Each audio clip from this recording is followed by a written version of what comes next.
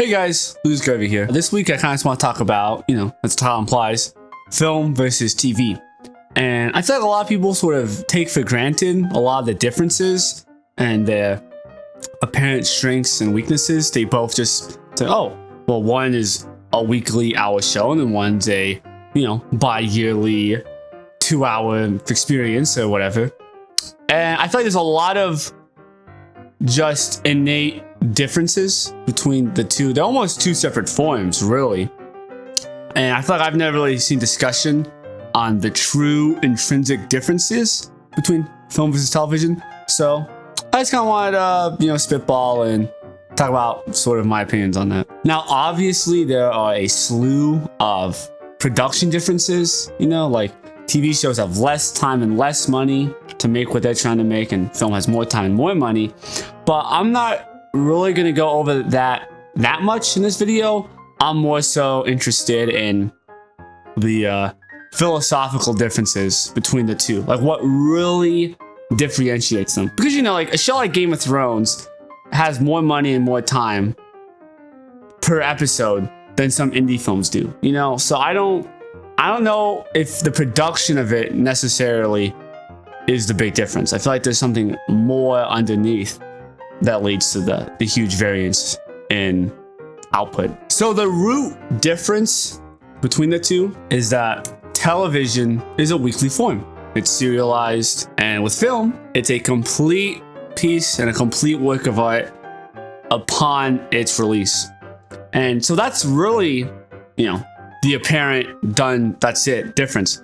But I think these two sort of philosophies of creating cinema or video, or however you want to describe it, I feel that this surface level difference leads to several obscure and complex changes to the work itself. With television, there's almost a promise to the viewer that they'll come back next week and it'll be the same. Like, if you watch The Simpsons one day and come back next week, you're expecting a similar experience.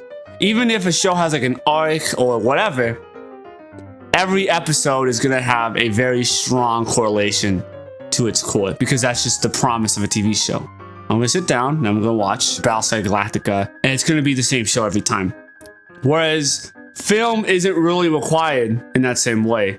Film can subvert your expectations in the middle of a movie. A great example is From Dusk Till Dawn, which starts off as a gangster film and then completely changes direction and is like a vampire horror film. And that's just something you really never see in television. And a TV show can go on for decades. Simpsons and South Park, generally speaking, have the same feel. They go over the same topics, and it's usually the same characters over decades. They never change age. Film can definitely be a lot more up and down throughout its lifespan, which is also because with the film, it's only fucking 2 hours. So you can kind of be a bit more experimental with it, because the people aren't gonna be as invested.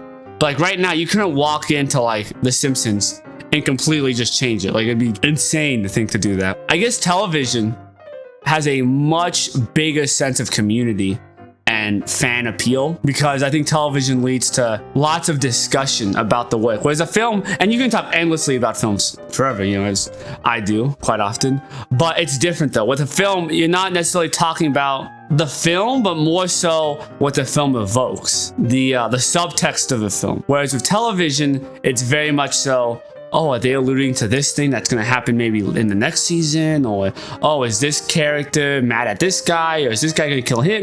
There's a lot. You could talk about the narrative of a television show way more in depthly than you could ever do with a film. And I think that's strongly due just because the TV show is almost like a breeding ground for a fan base, really. Whereas a film isn't as able to do that as much. Another really big difference, huge even, perhaps even the biggest difference, is that film, sort of falls under the auteur theory, right? Which is, it's a single guy doing his thing. And obviously not all films are like this. And obviously most films are an ensemble thing. You have the actors and the director and the production people and the writers. So it's a big thing. But usually it's one guy's vision and one guy spearheading it. And with TV, that's really not the case. It's much more of a, almost like a mind, like a hive mind kind of a thing. And obviously there's the showrunner who, you know, takes it and tries to keep it in order. But it's really impossible when you have a different director almost every episode and, you know, different editors. And also if the show is long enough, like in Walking Dead, the showrunner for the first season, they got rid of him for season 2. And then I think since season 2, it's been the same. And I guess going along with that, I think films typically have a more of a, like a personal touch. You know what I mean? It's much more of a personal story. And you can kind of see that with anything. Whereas TV shows a lot of times have that universal element. And, you know, a lot of art teachers always talk about that, where art has to be universal and personal at the same time, which is kind of a tricky road to trend, you know, because you have to be personal enough that, you know, the audience can connect to it on that level, but it also has to have a universal appreciation. Because if you make something that's so personal, then no one who watches it is going to get it at all. But if you make something that's so universal, then people are going to be like, oh, it's so blah, blah, blah, like we've seen this a million times. Another really interesting thing about TV is there's actually a lot of audience input.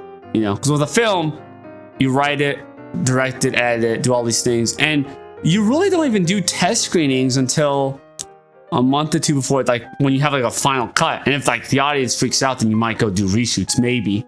But the television show, you do a season and people can react. There's whole communities online about fan theories. So there's so much, you know, especially now with the internet. This might not have been the case back, you know, in like the 60s and 70s, but now with, you know, communication the way it is, I really believe that these sort of fan interpretations and fan theories and, you know, shipping and things like that just tends to like true honest changes within the television show itself. Another huge difference is honestly just the length of them. Television, like, God, how long is a season? 10 hours? That's one season. Most, you know, successful TV shows can have 4, 5, 6.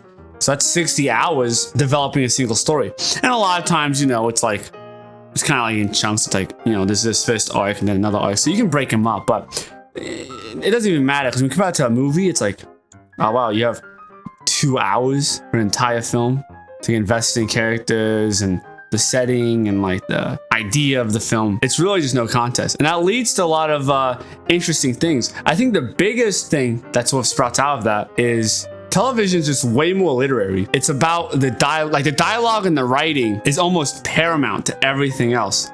And, you know, that's just a part of, you know, because books are equally as long. There's books that have 600 pages, you know, 1,000 pages.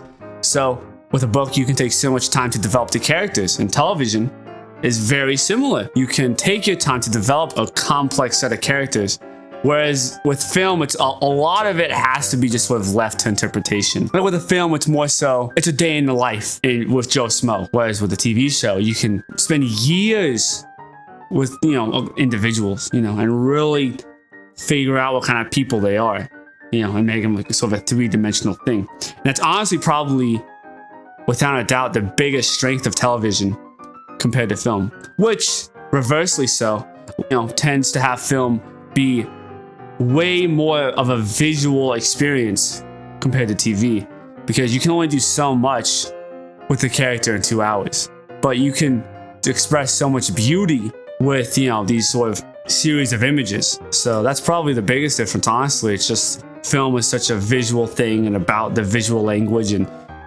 almost a poetry, whereas a TV show is more so about the literary aspects of film, and it's about the dialogue and, you know, the actors going back and forth and all the things like that. So those are all the major points I was able to come up with, which honestly, all these points were pretty on point for the last couple decades, but recently the tides they're kind of changing, you know. Every year, TV becomes more like film and film becomes more like TV, you know, because with TV now it's on like Netflix and Hulu. It's not a weekly thing anymore. It's just, they release a whole season. It's just almost like a super movie. It's a lot more like a film than it's ever been before. And then, you know, on the other side, if you look at films now, they're so like sequel based. Like if you look at like the Avengers and the Marvel movies, like they're just TV shows. True, they release like once a year maybe, but still like a serialized format where you're almost required to like, oh, if you want to watch, you know, the new Ant-Man or whatever, you gotta watch the past 2 Avengers and the past 2 like Captain Americas and this and that and the other thing. Film has become increasingly more like television with that sort of serialized format every year. So maybe in a couple of years, there won't even be film and TV. It'll just be the singular entity known as, you know, cinema or whatever you wish to call it. So those have been my thoughts on it. If you have any thoughts on why they're different or why they're similar, really, because they obviously do have a lot of similarities, or maybe I was totally wrong on some of the points I made, feel free to comment below. I'm always, you know, interested in what you guys have to say. I hope you enjoyed the video, and I hope you have a great rest of your day.